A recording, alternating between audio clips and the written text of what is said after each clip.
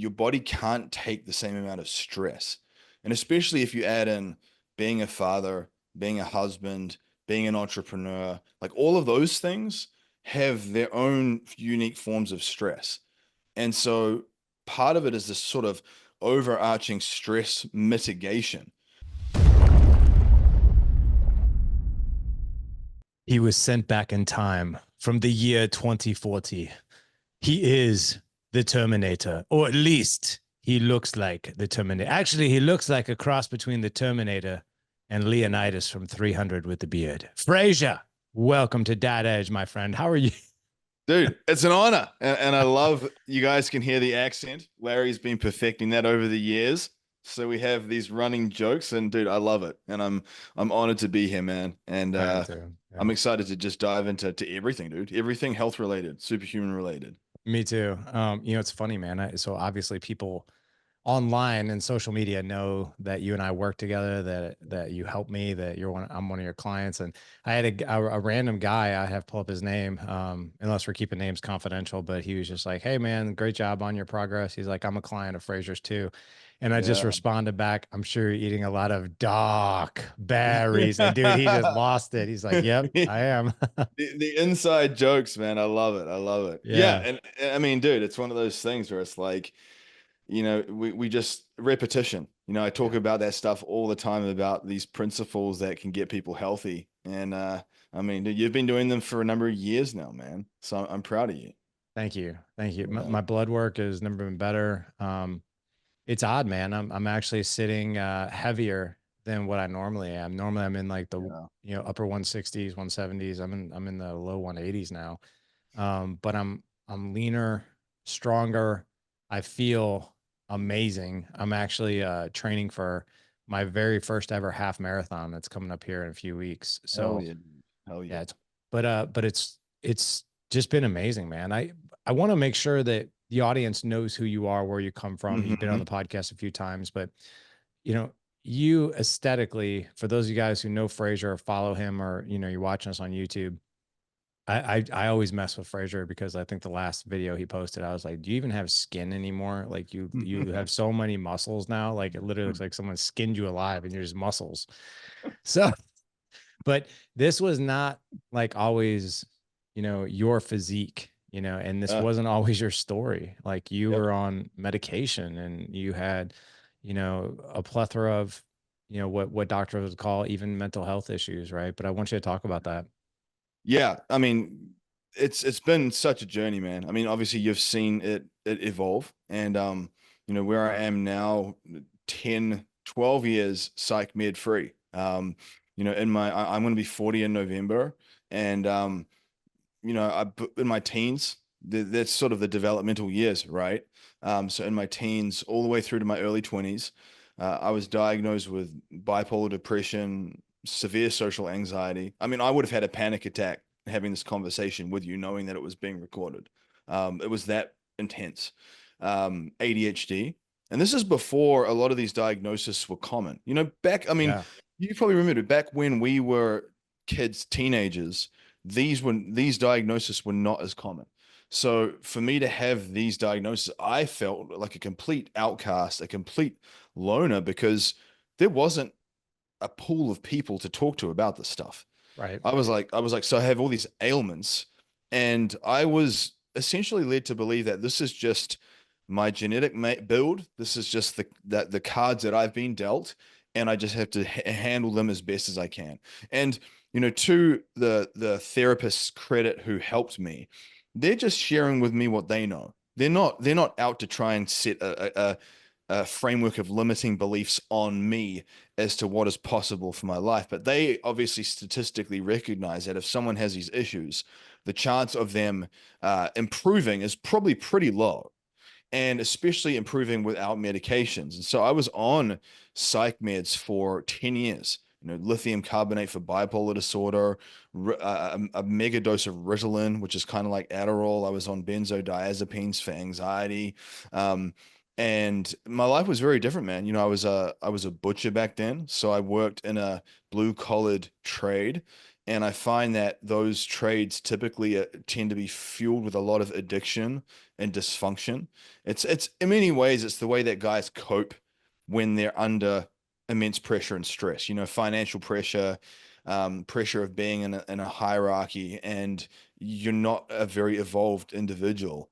And so you have a lot of addiction, you have a lot of conflict.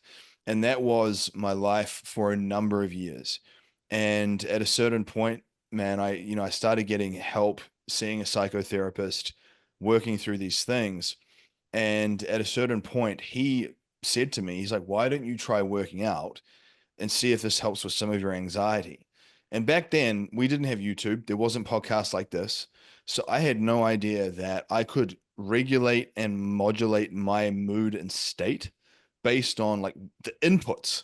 So based on, the food that I'm putting in, the lifestyle that I have, the way I can train and move my body. I didn't know that I could alter the chemical reactions in my body to create a better state. I didn't know that. I just thought that a bad mood was a bad mood, and it was just is what it is. Like a very disempowered, ignorant mindset to have. And I was like, well, okay, he's telling me to go work out. He's been right about a number of things. I'll just go and see what happens. Right. I just trusted his guidance. I didn't have YouTube. I didn't have the social media was in its infancy. So it wasn't like it is now. So I went and started training, and I found, man, that it was like the one thing I could control in a world where you cannot control the way that people react to you. You can't control other people's behavior. I could control the way that I looked. And as someone who suffered with a lot of anxiety, that was quite a comforting feeling, knowing, okay, this is something I have autonomy over. And it led me down this path of health, man.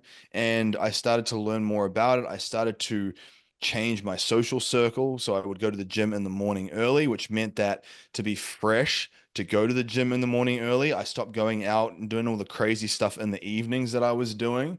So by virtue of upgrading my environment in the morning at the gym, I essentially uprooted my entire life out of that old 1.0 existence of drinking and drugs and criminality and all these things.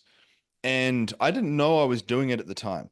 It was just a natural evolution. I look back now and I'm like, man, there was like divine intervention was guiding me, dude. Like I tell you, like I, I'm so thankful because there are guys that I was friends with now that have spent decades in prison. Some are dead. So it's like, it was that bad. And so I went back, I got into this so much that I went back to study nutrition, human structure and function, which is kind of like physiology and physical fitness training at college. That it became my thing. And man, the rest is history. I feel like, I mean, and you know me, I feel like I'm quite an obsessive person. I have that sort of obsessive OCD mentality. And I feel like when you channel that into the right conduits, it can be an absolute weapon. Like if you channel addiction into positive conduits, it is such a weapon. It's unbelievable. And so I feel like in many ways I've been able to harness a lot of my psychology and really master the art of being human, like master the art of like upgrading your biology. And how do you not only get in shape, like you said, so you look like you've been skinned, right? If that's your thing, but how do you do it in a way where you feel good? Where you feel good, you feel energized, you're sleeping well, you are showing up as a good husband and father, because I'm all of those things too. And I never wanted to get to a point where I was trading off fitness. I was trading off family and being a dad and a husband for fitness. I never wanted that. And so this has led me to this path, man, to this day where now, over here in the US, and I've worked with guys like yourself and other well-known entrepreneurs and musicians like Chris Daughtry, and just had the opportunity to do a lot of really cool stuff and really take fixing myself and healing myself and then teaching that to other people. And I mean, it's been wild, man. It's been a beautiful journey to actually see that unfold. Did you ever think in a million years that you would be like, a training, like a training coach for guys like Chris Daughtry? And I know he's not the only high level person you're working with, Uh, but did you ever think that that would happen? Never. I mean, if you ask me, and that's a good example also of never just have this notion that your existence is what it is and that's all it's going to be. I was open-minded enough to recognize I don't know what I don't know, and that very often so many of the things that we want to achieve lie on the other side of that anxiety, lie on the other side of the uncertainty and the what ifs. And if we have the courage to just take that action, there's so much reward on that other side. I think part of it was guys like that when he first got into American Idol, for example, I was still working in the butchery. So it was so far removed Yeah. from us ever having interaction. It's unbelievable. And I mean, now, for instance, I've just come back from, we did the second music video that I've helped him prepare for. So we were out in the Mojave Desert between LA and Las Vegas. And so I've helped him with his first one, Artificial, and now this one that's going to be released very soon, which is going to be amazing. So it's just a really cool experience to see people at the highest level, behaving like business athletes, basically, man. Like I've said this to you before as well, um, from this perspective of people, if they want to achieve more in life, they almost just need to think of themselves as a business athlete. And I never thought that I would be doing this. If you ask me, I never could envision this. Um, and it's very unique what it is, I guess I do in a way, is that a lot of people would think, okay, is he just a bodybuilder? And I mean, you've seen it where you can take things like your blood work and food sensitivity testing and hair mineral analysis, and you can literally take all those bits of data that are basically representing who you are and reverse engineer protocols, reverse engineer the type of diet and supplementation and everything that you should be doing to optimize all of those different biomarkers. And when you do that, the results are profound, man. Yeah. And I think part of what got me in the door to like helping guys like Chris Daughtry and yourself was those skills, was having that set of skills that goes above and beyond just being a nutritionist, just being someone who just does diet plans or training. I mean, that's, you can get that anywhere, but to get something that is very nuanced based on your chemistry, recognizing that notion that I often say is like food is like software in your body and mind are the hardware. I mean, man, that's like a principle that I've pretty much like built my life on. Yeah, what's crazy is I want to pull this up for those of you guys who are watching us on YouTube. This transformation from Chris is just unreal. This is a photo that he did in Mm, Music Mayhem magazine, and you can yeah. see like the guy Mm, is just scaled, like yeah. scaled. And Chris did not always look like this. I mean, what No. what kind of stuff do you do Yeah. for your clients? I mean, obviously I'm one of them, right? Yeah. But Yeah. I already know, but Hmm. because you've gotten me in like literally right now, I'm probably in the best shape I've been Yeah. in a while. Yeah. But what regimen do you do for something like this? And for those of you guys watching us on YouTube, check this out. I mean, like Chris is Yeah. just shredded. And he's even made progress from that too, which is the Yeah, cool part, is that those pictures from that video was like 2 years ago. So he's made even more, it's which is unreal. amazing as he's aged. So it's like, coming into 43, 44, 45. Dude, great example, with your age too, of, you don't just hit 40 and it's done. I would actually say that most guys, their 40s and their 50s are really amazing years if they lock things down well. So I don't think that most guys are over the hump like they think. I would say that in my experience, man, one of the things that I've noticed is that a lot of the things that work when you are 20 years old, they don't seem to work as well when you're 40 or 50. You cannot handle the same amount of volume with your training. Your body can't take the same amount of stress. And especially if you add in being a father, being a husband, being an entrepreneur, like all of those things have their own unique forms of stress.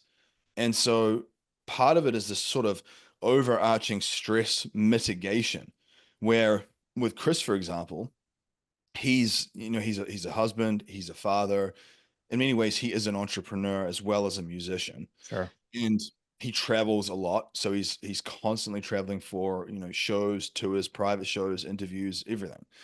And so part of it with him was making sure that we built out protocols where he can thrive in any environment. And I think for the listener, that's a really important part of the equation is, if you're at home and you have the space to do, 75 harder a challenge, that's great. And if you have like a meal prep service, or if your wife's making your meals, or whatever situation you have at home that's allowing you to be stable, that's good. But when you travel, vacations, mastermind events, summits, whatever it is, it's so important to have protocols and plans to help you navigate those times. And I would say one of the biggest things for Chris was just building out protocols, building out principles where, when we are traveling, for example, um, we'll often use the app Happy Cow. And Happy Cow, basically, it's a vegetarian and vegan app, but it can be used for any healthy eating, where you basically go to this website and you plug in the zip code that you are going to be staying in, whatever the hotel address is, whatever the Airbnb address is. You plug in that zip code, and it will give you all the healthy food spots within a blast radius of that location. And so what we'll often do is we'll do some due diligence beforehand. So if we know, okay, we're going to be going to, certain place, in West Hollywood or whatever it is, we'll plug in the zip code, we'll do a bit of due diligence, we'll see what's in that area, and we'll plan. And I would tell you, man, like that type of stuff is, it's like a peace of mind. See, a lot of people, in my experience, they'll go into events and they'll just wing it. They go in, they don't know where the grocery store is, they don't know where anything is, and they just like hope that there'll be good food provided. And typically, what I tell people is like, you look at the average person's result and you look at the way they behave, and just recognize that if you're okay with having that average result, then do what they do. But if you want a result like yours or Chris Daughtry's or mine, you have to be able to do different. You have to be able to be an anomaly and a bit of an outlier in a sense, and be a lighthouse. Like, show people what's possible, and hold yourself to a higher standard. So I think part of it is that tactical due diligence aspect. I would say another part is the blood work related stuff. So typically, if you just go to, your primary care physician and they're running, labs, blood work for insurance, it's just going to be very basic stuff. I mean, you've seen it. It's very basic, and it will tell you a little bit of stuff, but it's not going to tell you much. Whereas if you go to a private clinic, or you go to like Inside Tracker or Function or Mark Health, or, there's different labs, different clinics, and you request a fully comprehensive blood panel. Yes, it costs a bit more, but the way I think about it is the ROI of optimizing you and your physiology is tremendous, from the sense that if you can see what your sex hormones, like, your total and free testosterone, your SHBG, your estrogen, your lipids, like your ApoB, your C-reactive protein, all these different markers in the body basically tell you what is good and what's not. And it goes a step further, dude, and it tells you like what type of foods are going to be useful to optimize each of those things. So then what you can essentially do is you can curate your diet around these numbers to fix all the numbers. And as you fix the numbers, everything improves. Like your energy improves, your vitality improves, your recovery improves, your sleep improves, because your body has less inflammation. Your body's not fighting itself. And so it's almost like your body gets into this flow state. And that's one of the biggest things that we did with Chris. So I would look at his blood work and I would reverse engineer everything in detail around, okay, these are the types of foods that are going to be ideal for you. Let's keep these other things to a minimum. These are the types of supplementations that we want to add in. These are the types of things that you don't need. It's just a waste of money. And even down to just other factors. So, things like cold plunge, sauna, walking, sun exposure, sleep optimization, and optimizing your gut health. Steps. Steps, yeah, like step count, walking, all of these things help with so many of the aspects of what make you feel better. And I mean, I'll tell you this firsthand, dude. I mean, you've seen my own evolution over the years, is that one of the biggest things that I'm all about simplicity. Like some of the common things that you've seen, you talk about dark berries, right? Every day we do dark berries post workout. So it's like wild frozen blueberries or organic blackberries or something that's going to have a good antioxidant hit to help bring down inflammation. But other things are like with your main meals, eat the rainbow. Like you're looking at your macro bowl and you're saying to yourself, where's my green food, where's my red, and where's my orange? Each color is representative of a different set of micronutrients, right? And so, like for you, man, it's like that's one of the things we focused on as well. Like it wasn't just about macros. It wasn't just about like protein and carbs and fats. It was like, okay, let's get those things too, right? Let's get the protein, let's get the calories, let's get the macros. That's still good, but let's focus on nutrient quality and diversity. And so micronutrients, vitamins and minerals. And when you plug those holes using that rainbow concept, and then you add in something like a standing desk with a walking pad, and you get your step count up where you're on a Zoom call. Yeah, you're on a one of the Dad Age Alliance mastermind calls, and you're walking for an hour on your walking pad, clocking up steps, or you could obviously be outside in the sun if you want. Um, your ability to lose body fat is exponential. And so that's one of the things that I did with Chris was I got him to wear a weighted vest. I get him to walk. I would get him, when he was talking to his manager on the phone. He's obviously doing phone calls, talking to his management and different things. Normally, he'd just be sitting down in his office doing that. And I was like, look, let's multi-purpose that time. So Yeah. anytime you are on a call with someone, unless it's like an interview where you're going to be like on camera, I want you to just be walking and moving as much as possible. And not only did it help with reducing hunger, but it helped with digestion and it helps with body fat. So that's been one of the biggest, most simple levers I've pulled to get to below 10% body fat and just stay there.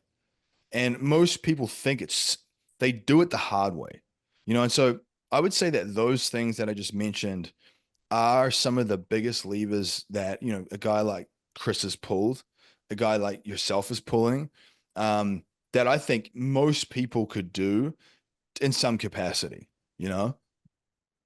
Yeah, I I agree. So I have my walking pad, and if I'm on mastermind calls, then as either a participant, and I'll walk if I have other facilitators helping me facilitate. Like I was today before we got on this call, I walked 90 minutes and just Yep. under 5 miles, just walking. And I don't do that when I podcast. I don't do that with one-on-one clients, but I will absolutely do that on calls because it's such a great time. I've been averaging over the past 50 days anywhere from minimum 10,000 steps, and some days I'll get 18, 20,000 steps. Yeah. And even though I'm training for a half marathon, I only actually, and maybe this is good, maybe it's not. I'm not I'm not looking to do awesome at this marathon. I just want to finish it. So I only run 3 days a week. And the other days I just walk. I just get my steps in. And then Yeah. Saturdays I do like a long run.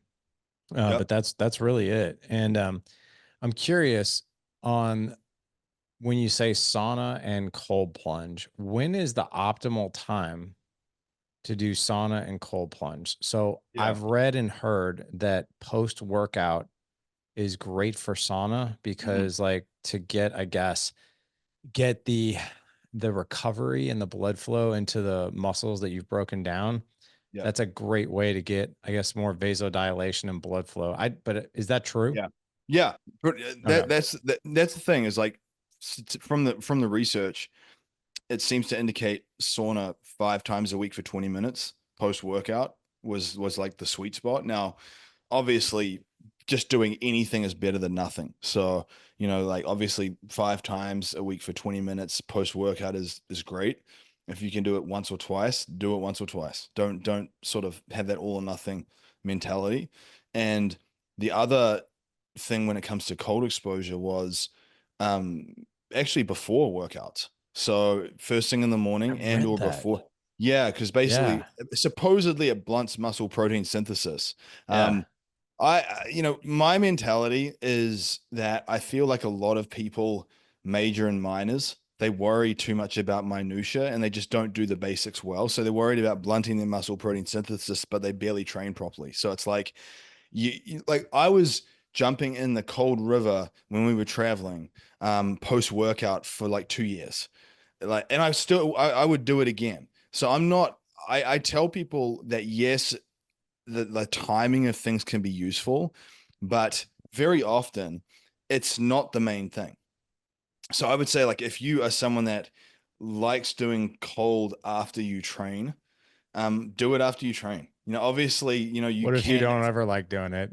Then it'll be one of those things where it'll be like, do you like, can you practice doing the difficult stuff? Yeah. Can you practice? That's one of the things that I think comes with the territory, right? It's like that ability to practice doing challenging things. I mean, I even did a post on this recently where I was talking about how most of the time I don't really enjoy working out that much. I like the way I feel after. I like that sense of like heightened energy and sort of the peak in brain chemistry and the the the confidence that comes with knowing I got it done, but I don't enjoy it in the moment, really. Right. And there are a lot of fitness people that love it. There's a lot of fitness people that talk about loving it and they just love being in the gym and it's their favorite thing. And I get that, but that's never really been the case for me. So it's like I've had to cultivate that ability of just leaning into doing challenging stuff. And I think part of it does come down to that sort of atomic habit principle of just focusing on that next best step, like that next action. And so, if I'm doing a leg day and the last thing I want to be doing is heavy hack squats or something like that, I don't even think about the entire workout. I just think about get into the gym and just start the warm up. Just start that first set of leg extensions or leg curls. Just get in the door and start. And and I sort of play this game with myself where I'm like, get in the door, start, and if you want to go home after that, you can. And then I'm like, I'll do the first set. And then it's like, okay, now you've done the first set, do the second set. Then if you want to go home, you can. And then I'll do the second set. And then it's like, okay, so now you're sort of starting to get warm. And I notice I'm starting to kind of get into a bit of a groove. And then I'm like, okay, now do your first working set. And then if you want to go home, you can. And I literally would tell myself that. And I never go home. I always make it through the whole workout because Shocking. it's just one of those things where it's like, next step, next step. It's like one foot in front of the other, like Yeah. literally climbing the mountain. And so I've been able to take that principle and apply it to pretty much everything in my life. Where, if there's any challenges, I mean, I look at some of the things that I've done in terms of getting off all the medications I was on, or just, being disciplined, or, juggling entrepreneurship and fatherhood and marriage all at once, like you do and having the discipline to work on ourselves too with our health at the same time, because I that's love that. usually the thing that goes out the window. That's Mhm. usually the thing that goes out the window is that. And I recognize that, and my wife's very supportive of this notion that if I don't put my oxygen mask on first, the kingdom fails. Like the whole kingdom will come down. Yep. And I will make it so that I must go and train. Like I from a mental health and like decompression standpoint, that if I don't, my irritability increases. Like I'm not that person I know I need to be. So I essentially make it a non-negotiable, man. And I talk with Chris about this often, where he's become really addicted to throwing his vest on and going for a ruck. And he's like, dude, I just love getting out there in the heat and just pushing myself. And he's like, in that time, I'm not dead, I'm not nothing, I just get to go. And I'm like, and when you get back, doesn't it make you more calm and just like you can handle challenges more? And he's like, yeah. And I'm like, that's exactly why we do this, man. Like that whole business athlete mindset of making yourself the sharpest version of yourself because you are obligated to. And then obviously how you look, the abs, the physique's a byproduct of that. I always tell people 100%. that, you know? So yeah, it's a byproduct of that level of discipline, one foot in front of the other. So I just want to reflect back on a couple things. I want to make a humorous statement here first. So it's actually very relieving to me to know that you actually don't enjoy the gym, because like Yeah. I look at you and I think about, Jim Gaffigan making jokes about like when he's in the gym and he sees somebody like really, really built and it scares him. He's like, "Oh, do you live here? Like, please don't Yeah. hurt me." You know what I mean? Like, Yeah. Yeah. but so that's I actually do something really, really similar. I used to have like this extreme nature about me where like, well, if I can't train for an hour and a half, then what's the point? Or if I can't train for an hour, then what's the point? And I have given that one up a while back. And a good example of that was just recently. Yeah, I think I'm on day 51. This was just a few days ago. And I was on day 47 and training for this marathon, doing 75 hard. Like I'm tired. Like it's starting to get to me. But here's what I'll tell you. I I know you always mess with me about 75 hard. I actually love it, because for me to go in and check off, like I did this, I did this, I did like those 6 things every day, it is Mhm. such a stack of wins for me. And I told you, I was just like, I know you don't have a high opinion of people doing this because it's so extreme. I was like, but I needed a battle in my life right now. I just wanted to battle. I wanted to go to war with something, and this was good. But on day 47, I was like, I woke up and I'm like, and I had just run 9 miles this past Saturday. So by Monday, I was still smoked. And I'm like, oh my God. I was like, how am I going to work out? And I did the same thing you did. I was like, I'm going to go to the gym. I'm going to go for 10 minutes. And if I want to leave, I'll leave. And I knew I wasn't. I knew I wasn't going to leave. But like I got in there and on a, 100%, you know, effort I was given, I went in and I left that gym and I was like, I gave 40% today. I was like, Mhm. but to be honest, 40% was all I had today. And I gave every bit of 40% and I left nothing on the table. And I walked out of that gym, not only felt like that I won, but I won big, even though I didn't have like a crushing workout, because I did something I didn't want to do. I did something I didn't feel like doing. I I I went all in with what I had, and I didn't say, well, screw it, I'm just not going to do it because I don't feel 100% today. Yeah. And I felt better about that day than any other day. I'm curious about the nutrition aspect. I actually no. Let's talk about training and then Yeah. nutrition. So I did something different for this evolution of 75 hard. And you've been telling me to do this, and I've always like, oh, I can track it. And I know what cluster sets are and I know what rest pauses are. I'll be good. And I do those things, but I did not do them nearly to the extreme. So I literally, bro, like I went old school. And what I mean by that is I went on Amazon and I bought one of those written like workout like notebooks, like Logs. where I Yeah. track and I know there's apps, I get it, but like if I write something down, I don't know, it sets in more with me. Mhm. And I've been religious, dude, for the past 52 days, like recording everything.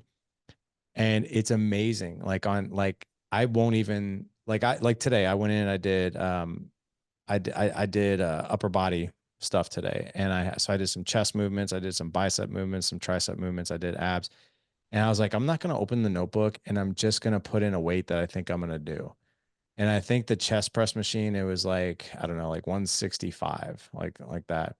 And I did, my working set and I did like 20 reps. I'm like, what? I was like, this feels kind of light. And I was sitting here thinking, well, this is probably all I have. And I went back to my notebook. I did 25 reps at 180 pounds. Yeah. And I'm like, it's like, so like I take Yeah. that journal, right? And no matter what I'm doing, I always try to go up just a tiny bit in weight, even if it's like 2.5 pounds. Or if I can't push any more weight, I'll be like, okay, I'm going to go and I'm going to do 2 more reps than I did last time. Cause I log all the reps too. And it's shocking. I mean, like I have had some of the best results training and overall like aesthetic results. And I honestly think it's because like every time I go into the gym, I am pushing a weight or a set of reps that I haven't done, and I go to absolute mechanical failure. Hmm. Like I leave workouts, except for the one I was 40%. I leave workouts like, dude, I left it all on the table. Like there's nothing left. And, but it's been interesting because I have not trained like that for as long as I can remember. I can't even remember last time I logged stuff. And so that tells me I was going in there doing what I felt like Yeah. doing, and it was not moving the needle. Yep.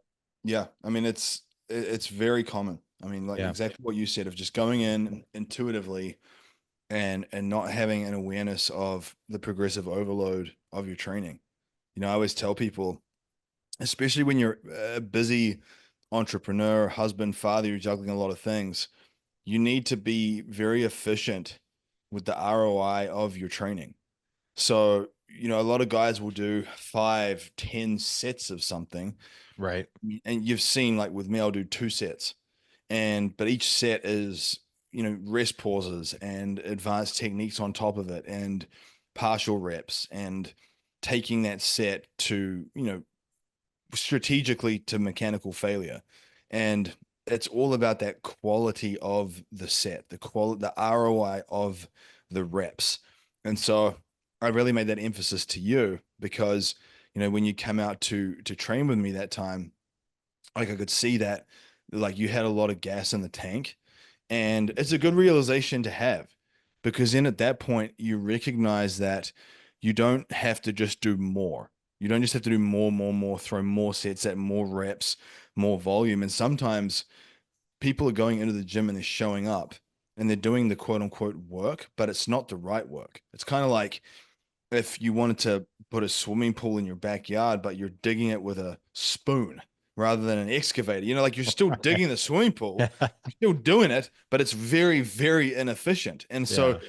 I would say that most people and that my thing with like 75 hard, for example, I actually think it's a good thing. I think that it's a good set of principles. I think that what goes wrong is the people use protocols and processes in 75 hard that are not good. So it's not 75 hard itself. I think that's a worthwhile thing. It's the things they choose to do. It's the way they choose to train. It's the way they choose to eat that is not ideal and not sustainable or not very sort of efficient ROI. And so it feels very grueling. It feels very brutal. And you get to the end of it and you can't sustain it because it was so taxing. And so my whole thing is like, think about it from a perspective of if you're getting in there and you are doing 2 or 3 good quality working sets with exactly what you said, where you're being very cognizant of the weight that you moved and you're trying to get like 1 or 2 more reps, or you're just throwing an extra 2.5 pounds on each side, just a little incremental increase. And when you do that over and over and over again, that's what transfers over to the big results. I mean, you don't get to a point where you're deadlifting, 600 or 700 pounds or squatting 500 or 600 pounds without progressive over little micro loads over months and months and months and months. And so what I would tell people, and especially I think that one of the one of the keys that I tell people, and I really drilled this home to Chris Daughtry, was try to retain and build as much strength as you can. That you don't have to be a power lifter, but you don't want to just go light and just do massive high rep sets. It's very taxing on your nervous system. And I would rather someone do 8 to 15 reps, getting close to mechanical failure within that range, than doing like a set of 50 or something with a light weight because they think it's better for fat loss and toning, which is just, it's not even the case. So I definitely think, man, that realization that you had of being intentional with your tracking, because like you said, when you having an off day, it's real easy to just grab a weight and say, I'm going to do this. And then you realize that you can do so much more. And just having that reminder can often kick you into gear and help you get through and actually hit that number. Some of the best workouts I've had have been the ones like that, where I went in there, I wasn't feeling it, I wasn't motivated, I didn't feel like being there. And because my expectations were so low, it's like it turned out to be a pretty good workout. Some of them are not like that, but some of them are. But you would never experience that if you didn't show up and get in the door, you know? I 100% agree, man. Talk to me a little bit about strength gains. Mhm. muscle tissue retention and growth and longevity. I've been reading a lot of studies here lately that, Mm, like wellness, long-term wellness, long-term longevity, it yeah. actually, like, the more Hmm. muscle that you could build, more metabolic tissue that you can build, the better off your body is going to be. Like, the stronger you are, the more muscle Yeah. you have. I mean, you don't have to be like a bodybuilder, but like, we Yeah. want to grow muscle tissue ultimately, right? Yeah, I mean that's one of the things is that age-related muscle loss is quite an issue for people, and from a couple of different reasons. One, it just makes you more fragile. Like you don't have as much strength to brace yourself if you fall. Hip fractures, bone breaks go up tremendously. So I have students in the 60s and 70s and I focus a lot on basic resistance training techniques with them to try and maintain as much muscle mass as possible at their age, because that's going to help with longevity. It literally will help with lifespan.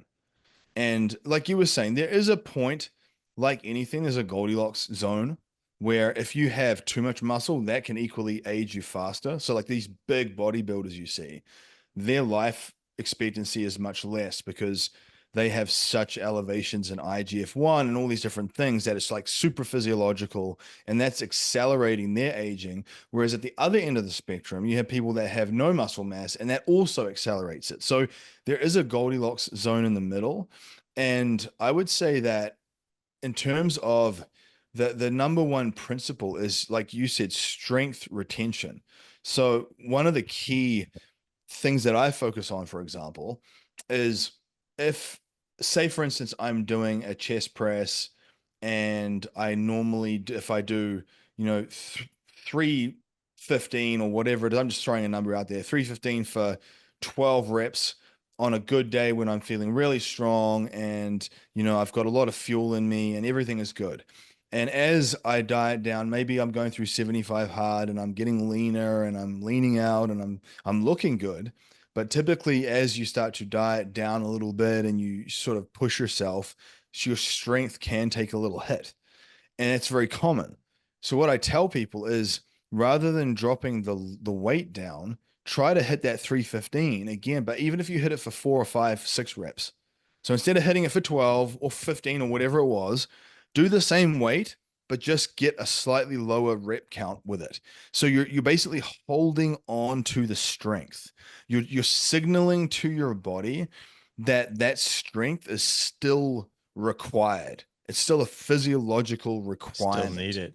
It's still needed because Yeah. your body's a very smart machine and it's all about path of least resistance from the perspective of muscle mass is quite metabolically taxing. It's not economical because basically what it does is it raises your metabolism.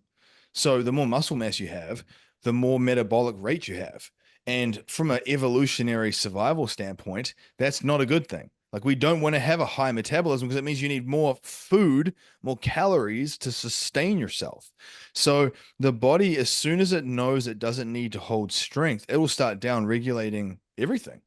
And it's just from a survival, it's sheer survival. So we're essentially trying to fight that biological river.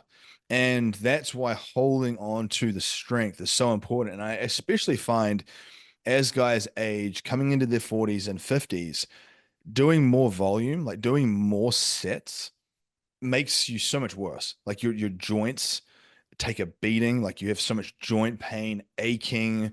It can often affect sleep. So it's better to have that minimum effective dose principle where you're like, can I do two really good quality sets and leave it all on the table within those two sets, minimum effective dose, then do 5 to 10 sets of just fluff volume. And I try to take that principle to everything I do. I try to take that principle to sleep in the sense that, if I'm going to sleep 6 hours, can I jam in as much deep and REM sleep as I can? Can I hit my REM and deep sleep targets with less total sleep time if I'm optimizing all these little different things? And in many ways, when it's done right, you can. And it's the same thing with diet. Like can you add in foods that check off multiple boxes in terms of optimization. Just to kind of go full circle, like a supplement that I'll use often is berberine. Berberine is an herb that's been shown to be almost as effective as metformin at controlling blood glucose levels for insulin resistance. But berberine not only helps with blood glucose levels, it helps with lipid profile, like cholesterol, ApoB, lipid profiles. It has anti-cancer benefit. It has gut health benefit, and it has blood pressure lowering aspects. So one supplement has like multiple different benefits. And so that principle, man, of that minimum effective dose and like what is pulling a lever, like when it comes to the training, muscle longevity, strength, I would say that you're better off also doing, deadlifts, squats, like bigger compound movements. Because you think about this, if you're doing a deadlift and you're practicing picking something up off the ground, that's a movement pattern that your body essentially needs. So as you age, if you fall or you go down, you need that mechanical strength and that neural firing to be able to pick something up off the ground in that position. Whereas guys will just do a bunch of bicep curls or a bunch of ab work, like a bunch of sit-ups. And I would say, yeah, there's a time and place for sit-ups and bicep curls, but that's not at the top of the hierarchy. I mean, so I've approached my own training principles like that, man. And I've also approached, guys like Chris. His principles are the same. Because if we only have 30 minutes to train 4 times a week and to get him in the shape that he's in and to have that much time constraint, you have to make sure everything is max ROI. Yeah. And then and dude, I'll tell you, the cool thing is that it's possible, Mm-hmm. and it makes you realize that you can get and sustain a really high level of result and not sacrifice your entire existence to fitness. Got it, man. I love it. I'm I want to ask one more thing here, but Yeah. before I do that, I want to share something that I think might not be on everybody's radar, and that is, I want to go back to what you said about 20 minutes ago, Hmm. and that is about you, going in, putting your oxygen mask on first, training because you're going to be less irritable, you're going to be more productive, you're going to be a better dad, you're going to be a better husband, you're going to be all these things better. And dude, I'm picking up what you're putting down. That speaks to me deeply. But there's a lot of men out there that have this perception. If I'm doing this, how selfish am I? They feel so Mm. guilty, like taking time away from their family. I want to share something here, and I'm going to pull it up here. I follow this guy. He goes by the sober bodybuilder on Instagram, and I just love his stuff. Fraser, do you know him? His name's Brad Jensen. Do you? I have seen him before. Yes. Yeah, Yeah. he's hilarious to me. Like Yeah. I first of all, anything fitness related, I like to consume that content. I like to Yeah. learn. But his story is really fascinating. Like 12 years ago, like the guy was like almost dead, like deep in heroin and alcohol and all kinds of horrible things. And if you look at him now, Yeah. he has completely changed his life over the past decade. Like he's been sober for, I think, 11 and a half years.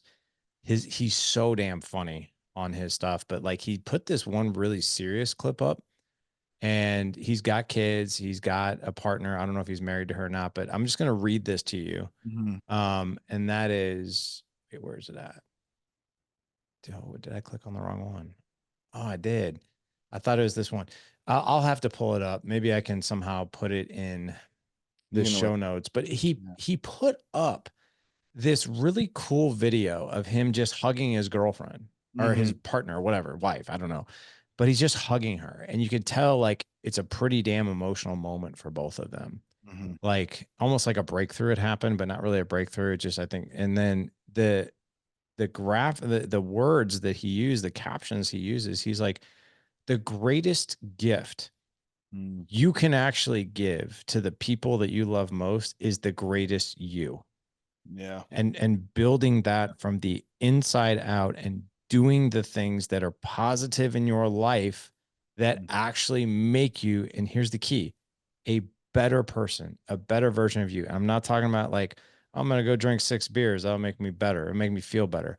Like Yeah. this guy, like he eats nutritionally, Hmm. he works out, but it's like, I don't know, that really hit me. And what you just said hit me. And it's just the way I Yeah. feel about it too. It's like, listen, I can be like this low vibration, like not optimal energy, not the best version of myself, and I can be around my family, or I can go train, get all those incredible health benefits, come back like a savage for my Yeah. family, right? But can Yeah. you, I know we need to wrap up here soon, but I was hoping you'd talk a little bit more about that. Like the Yeah. I mean, guilt, especially the guilt factor. honestly, man, like for me, like I've come from a family where there's so much dysfunction. They mean well. They mean well, and I have a lot of compassion for them, but there's so much dysfunction, and I feel like I had a pretty challenging childhood. My dad was he had it challenging raising two boys as a single father. My mother was in a psychiatric hospital for a number of years, and I feel like I have an obligation to my daughter and my wife to break that cycle. I want to break that cycle and basically reinvent the family tree, reinvent what it means to be um, who I am. And there's been many times where I felt like I was failing. And there's been many times where I felt like I didn't have a way out. And I feel like when you're in those places, man, controlling the controllables, like you can control what you do right now physically. You can go bust out a workout.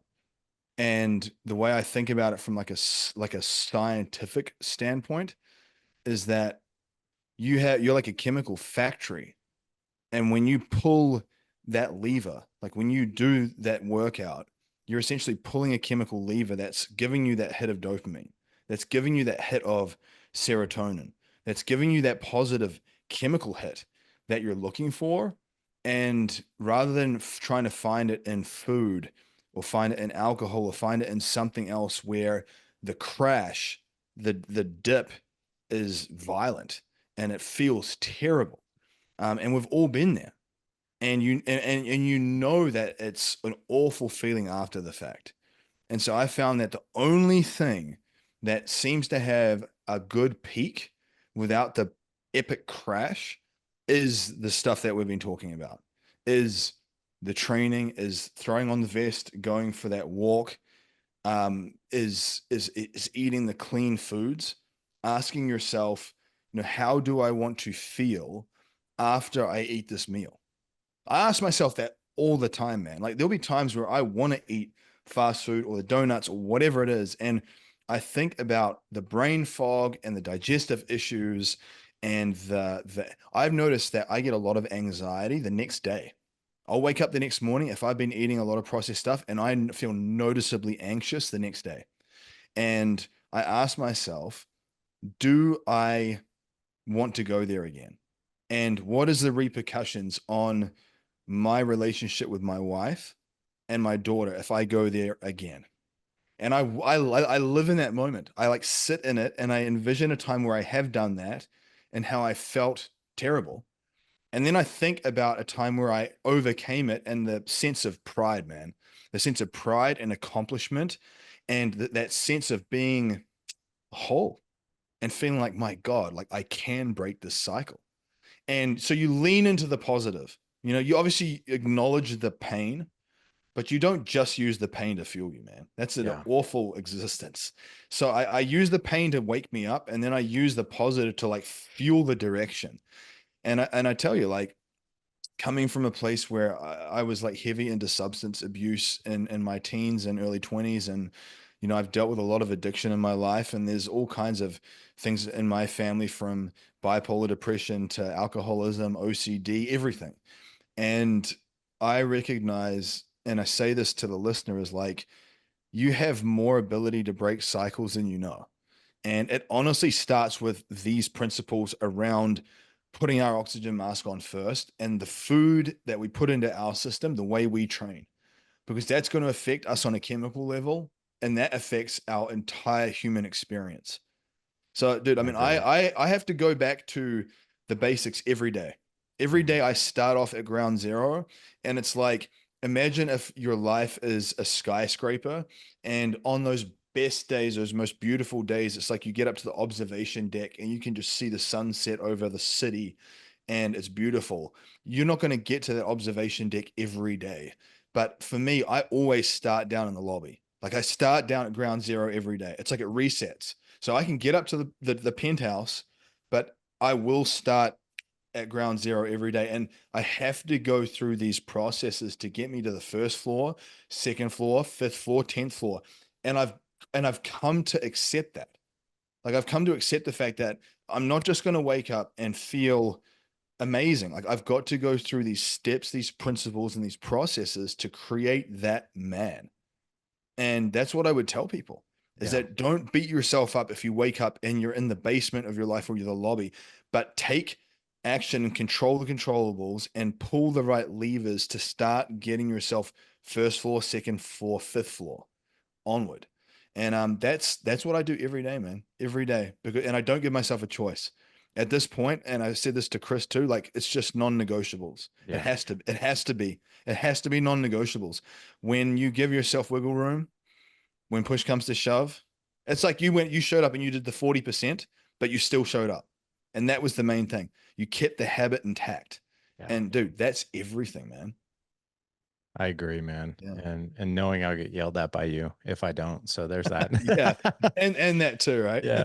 Yeah. Well, dude, as we wrap up here, man, I just want to make sure that guys can find you. Listen, I want to end here with something that you developed Yeah. that I got to learn firsthand from, and that is your course on being Yeah. Yeah. superhuman. And dude, that course, guys, listen, if you're following me through this 75 hard evolution, this is what I've been doing.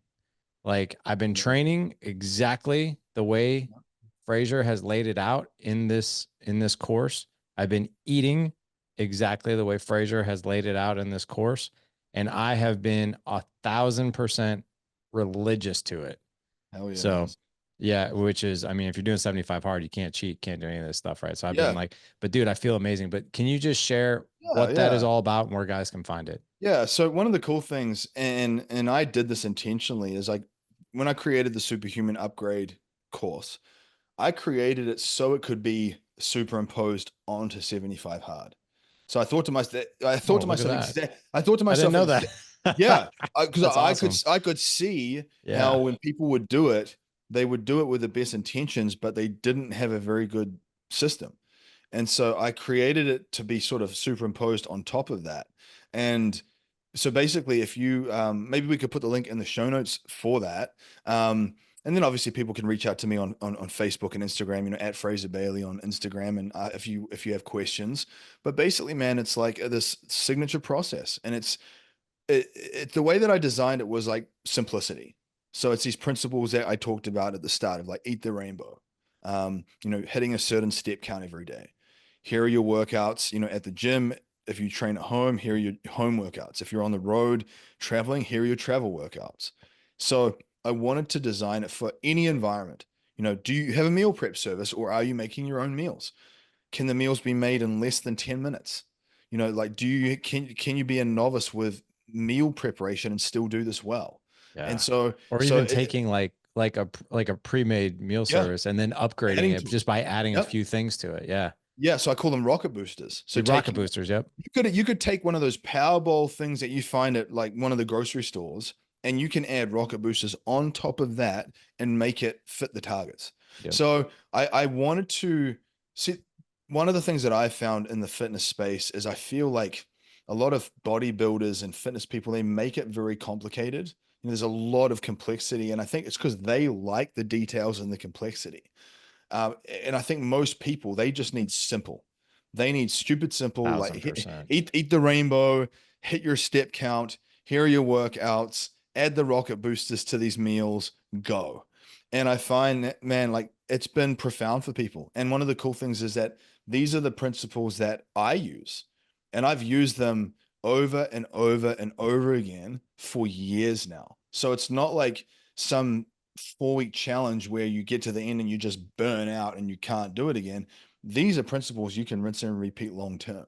And so it's gonna address nutrition, supplementation, training, lifestyle, all those key pillars that I think help create maximum ROI when it comes to change. So we can put that in the show notes, and dude, it's an honor and it's a pleasure to see you implementing it and using it like you have been, because I know it's just going to maximize you as a leader, as a man, as a husband.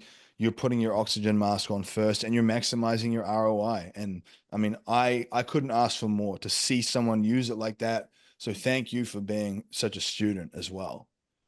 Yeah, man, it's been an amazing, evolution for me.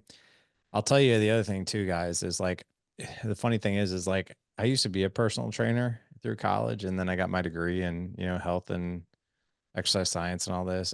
And but watching your course, I was like, oh my God, I've been doing tricep extensions wrong. Yeah. Like, oh my God, I've actually been doing leg presses improperly. I could put my feet here instead and get more quadricep activation, like stuff like that that I've tweaked and I put in there. And by the way, the rest pauses that we've been talking about and how you push to mechanical failure, that's all in the course too, guys. That's what's really helped me a ton. Thinking I was training hard, but actually in actuality, I wasn't training nearly as hard as I could have been. There was so much left in Yeah. the gas tank I didn't even realize, and I didn't start doing that until after I went through Fraser's course. So yeah, we'll It's definitely one of, have a link for you. just to close, it's one of those things, right, where it's like you don't know what you don't know.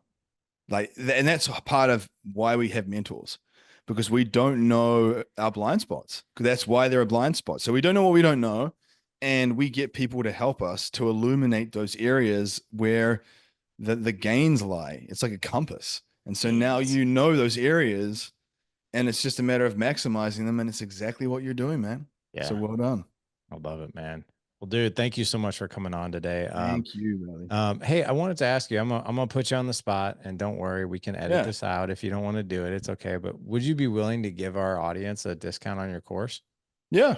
Yeah. All We right. can talk. Obviously, we can talk about what it could look like, but yeah, I'll put a code together for you, man, and we can put that code in the show notes. Okay. How's Well, I'll that tell you sound? what, guys, I'm going to record just a different outro for you guys. As soon as I understand what Yeah. Fraser's willing to give you guys and the code to use, Hell yeah. I'll have it here in the outro for you here in about, 30 seconds to 60 seconds. So, but Fraser, dude, I just want to thank you from the bottom of my heart. You have changed my life. I've known you since 2019. You have drastically changed my life. Thank you, And I've brother. seen you change the life of others. And the thing is, man, this comes from like such a genuine place for you, which I makes me love you even more because like you've been that guy who's been in like the hurt locker Yeah. mentally, emotionally, physically, and you're on the other side of it now. So I love the fact that one of the things, man, I will tell you this, and I've said this on other podcasts, you're the best coach I've ever worked with.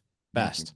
I And it's appreciate it. because you meet people where they're at. Like, I mean, no offense, but you're a pretty intimidating looking dude, but one of the nicest, most compassionate, empathetic, also tough love coaches at the same time, which makes you an absolute amazing teacher for people. So thank you for doing that.